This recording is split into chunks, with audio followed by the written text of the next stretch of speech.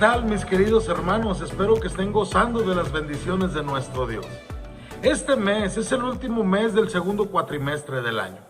El mes pasado hemos hablado de ser cristianos ejemplares, el mes de junio hablamos de ser una iglesia viva, en mayo hablamos de cosas que son por el bien de nuestra alma. Y para cerrar y encerrar todo este cuatrimestre, este mes estaremos hablando de ¿por qué? ¿Por qué ser cristianos ejemplares? ¿Por qué ser una iglesia viva? ¿Por qué buscar el bien de nuestra alma? Esta semana estaremos enfocándonos en que lo hacemos porque Dios lo manda.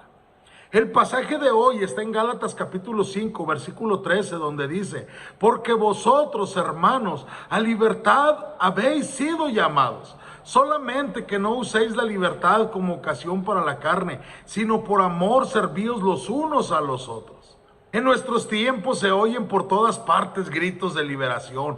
Hombres, mujeres y hasta niños exigen más libertad para hacer lo que les place.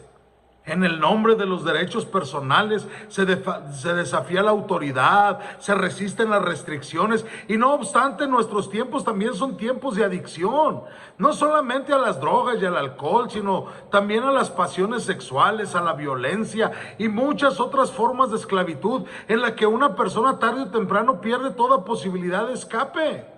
El hombre caído es un esclavo de su naturaleza pecaminosa, un adicto que no puede controlar sus pensamientos y acciones pecaminosos, ni siquiera cuando tenga el deseo o la intención de controlarlos. Lo más irónico del asunto es que cuanto más se afirma la libertad egocéntrica, más queda uno esclavizado al pecado. Debido a que la idea de la libertad cristiana se puede prestar fácilmente a interpretaciones y aplicaciones incorrectas, Pablo era consciente de la importancia de entender su verdadero significado. En Gálatas capítulo 5, versículos 13 al 15, él da una explicación breve de la naturaleza y el propósito básicos de la libertad. Y en el versículo 16, él explica cómo Dios ha provisto para que los creyentes vivan en libertad. El apóstol Pablo deja en claro que la libertad está en el corazón mismo del evangelio. Todos los creyentes hemos sido llamados por Dios a libertad.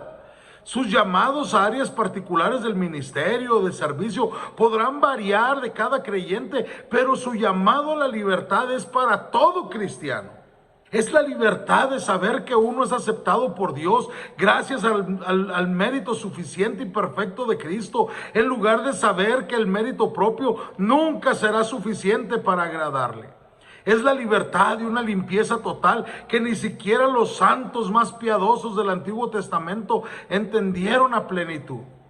Los judaizantes y algunos de los creyentes judíos inmaduros consideraban que Pablo se oponía a la ley y fomentaba el vivir sin ley porque era un transgresor libertino. No se daban cuenta que al convertirse en cristianos implicaba tener la naturaleza misma de Cristo y a su espíritu que viene a morar en el interior. Y eso nos da motivación para cumplir las restricciones del Nuevo Testamento, que no vienen de una regla externa, sino vienen desde adentro. El cristiano tiene el privilegio glorioso de vivir bajo la guía, el control y el poder del Espíritu Santo, quien nos da ese poder divino para obedecer la voluntad de Dios.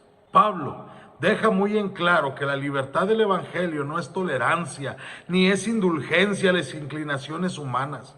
No es un medio para satisfacer los deseos de la carne, sino para oponerse a ellos. En este contexto, la palabra carne no se refiere al cuerpo físico, sino a la inclinación pecaminosa de la humanidad caída, al viejo hombre cuyo deseo supremo es hacer su propia voluntad y satisfacer sus deseos pecaminosos. Es un sinónimo de la voluntad egoísta del pecador. La declaración que está haciendo Pablo aquí es que la libertad cristiana no es una base de operaciones donde la carne tiene la ocasión para llevar a cabo sus campañas de pecado con toda libertad y sin consecuencias. Cristo no da la libertad para que podamos hacer lo que queremos, sino para que podamos por primera vez en nuestras vidas hacer lo que Dios quiere por amor a Él. Una de las características más agradables de Jesús fue que a pesar de ser Dios encarnado, Él no se agradó a sí mismo. La libertad cristiana lleva a los creyentes a un nivel mucho más alto que una simple oposición a la carne. En un sentido positivo, Cristo nos hace libres por amor para servirnos los unos a los otros. Tan pronto como Cristo se encarna en los creyentes, Él nos da la misma naturaleza de servicio y amor que Él ejemplificó al ser hijos de Dios y al ser hijos de humanos, como Cristo, que vivió en la tierra como el siervo de Dios y el siervo de los hombres. No usemos la libertad de la esclavitud como ocasión para la carne, sino para servirnos unos a otros. Que el Señor te bendiga.